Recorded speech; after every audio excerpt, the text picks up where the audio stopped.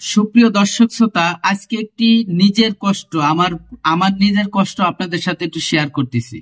ধার করা টাকা ধার করা টাকা সিমে বাংলা লিংক সিমে ভরছিলাম মিনিট কেনার জন্য। আর আমাকে অফার দেওয়া হয়েছিল 15 দিনে 100 মিনিট কিনতে ডায়াল করুন অথবা রিচার্জ করলে হবে, এই ধরনের একটা SMS আসছিল। তা আমি ভাবলাম আমার তো মাসিক প্যাকেজ কিনি, যেহেতু আমার ফোনে টাকা নাই, আমার বিকাশের সমস্যা, ব্যালেন্সও নাই। তা একজনরে দিয়ে বলছিলাম, ভাই আমার বিকাশ অ্যাপসে সমস্যা, আপনি কিছু টাকা পাঠান, 87 টাকা পাঠাইলে আমার 100 মিনিট আসবে।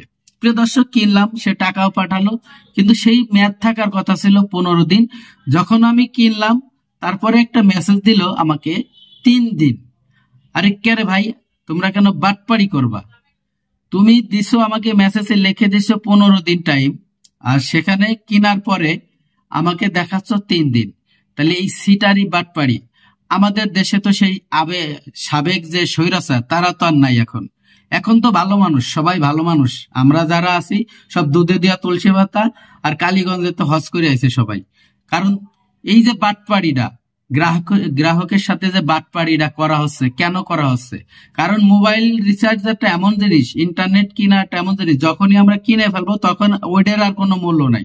তুমি চালাও আর না চালাও, ওটা যেভাবেই হোক, 2 বছর পরে হোক, 1 মাস পরে হোক, 15 দিন পরে হোক, মেয়াদ অনুসারে ওটা কাটে নেবে।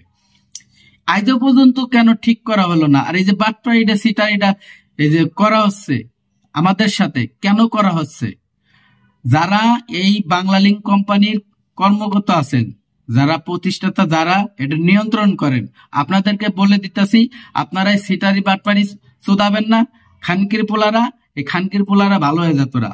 কারণ তোরা যে দেখাস একটা আর করিস আর একটা।